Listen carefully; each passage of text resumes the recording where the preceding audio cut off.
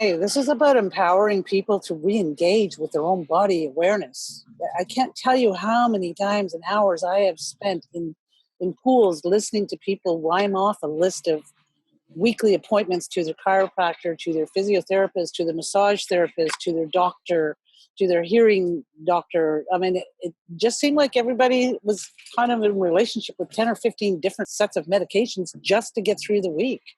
And I quickly learned that people couldn't get past a 30-minute workout, but they could certainly get past a little bit of an exertion challenge during the first 3 to 5 minutes of an O2 session.